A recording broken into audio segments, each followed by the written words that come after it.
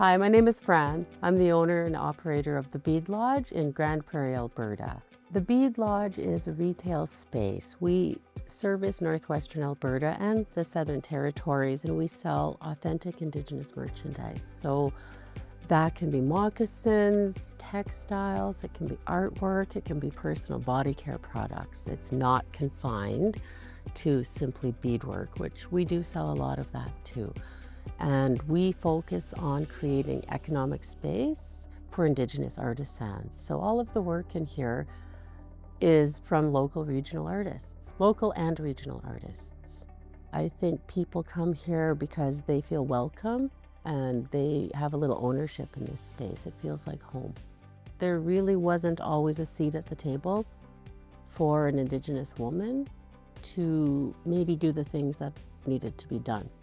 I used to work from my home and sell beads and do that type of thing. The Bead Lodge started in my basement and it kind of overtook my house and my life.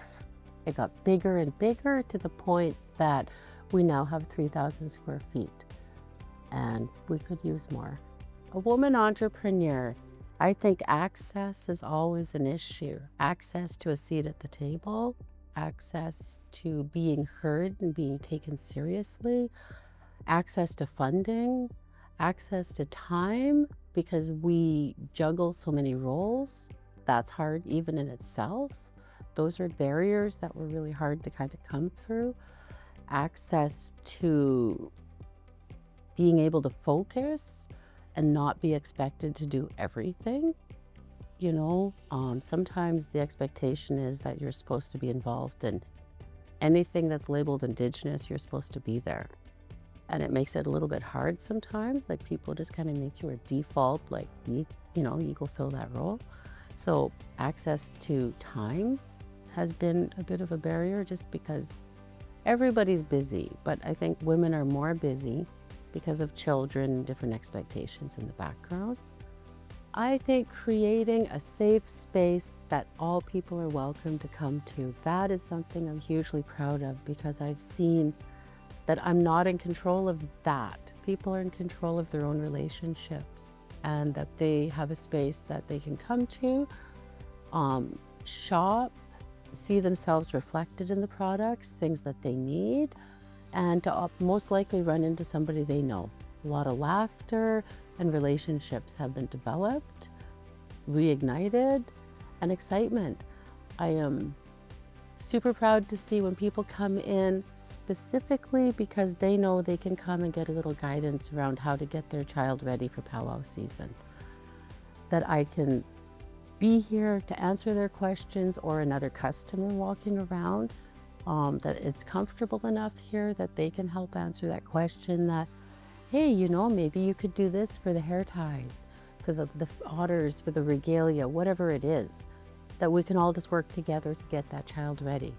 It's where do all these beads go, right? They go on to powwow regalia, they go on to gifts for elders, they go on to family crests, they go all over the place. And I am really proud to be able to support that for our people because we shouldn't have to travel all the way to Edmonton to get the items we need to create. Anybody can walk in, and it's really important to me to make conversation with every single person who walks in the door, to let them know that they are seen and they matter. It's about your impact on people and what you can do to serve your community. So I'm really proud about that. So happy to have a brick and mortar that people can come in and experience Indigenous business. And I really want to be a part of normalizing this within our community, that we have not just the Bead Lodge, but we have a number of other Indigenous-led businesses that are very valid. And I just want that normalized and accepted. And to normalize the idea that Indigenous business is a strong and thriving thing in our community and it needs to be supported. I hope that is my impact. I hope that the relationships developed here impact youth to be role models so that they know, like, hey, I can do that too. And I think by providing a space to showcase Indigenous artisans' work, whether it's body care products, whether it's high-end leather purses or moccasins, that to encourage those people to know that there's a market out there and to showcase their work, that to stimulate them to plant the seed that they can have a thriving business as well.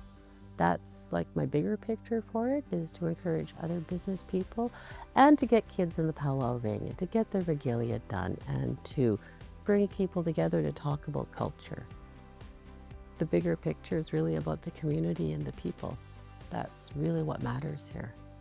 The matriarchs in my family, my mother and my aunt and others, there's many others, women, have shared a lot culturally about what are you really doing to always keep your culture in mind, that you're really doing creator's work in all that you do, even when it's hard.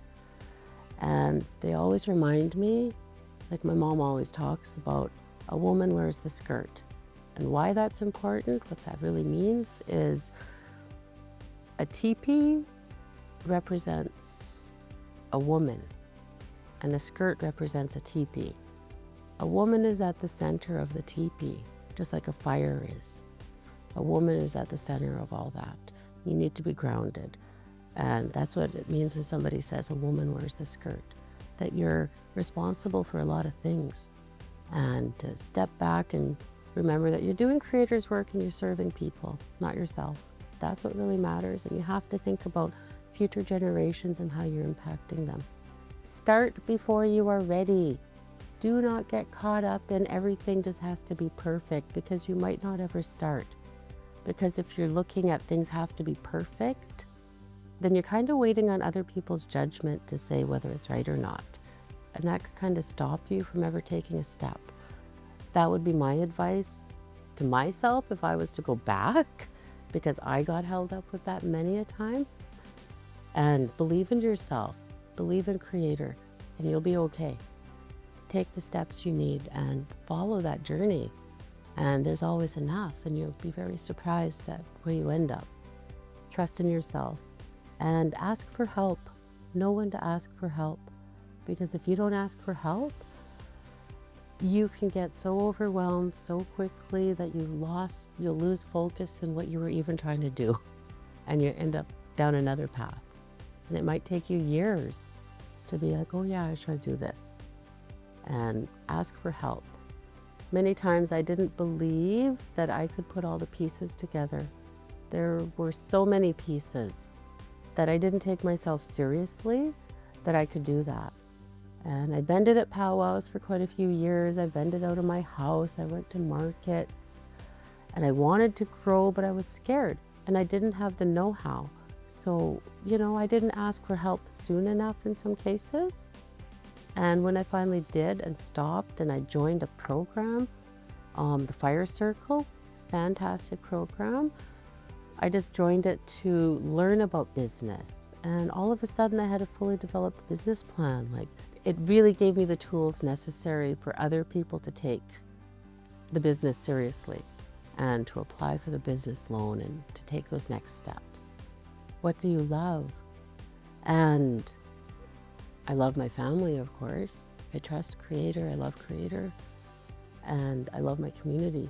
So when things get hard or overwhelming or that self-doubt sets in or worry, I just stay motivated by thinking about laughter and the social aspect that's happening here, the relationships. Every day people come in here and have great conversations, and then I feel like I am so blessed. I created this and I get to do exactly what I want every day. I talk to people every day, I connect every day.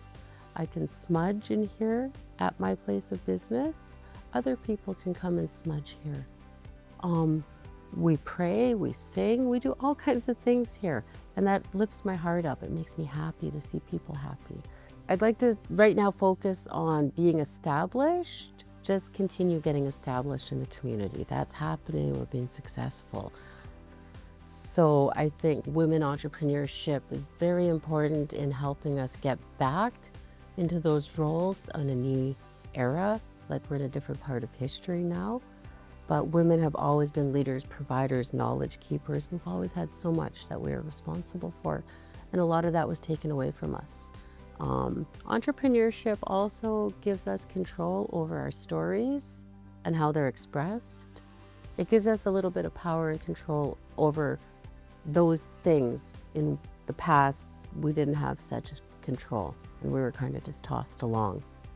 Is really a game changer because it allows us to be role models as well on a bigger level than just our immediate family and community.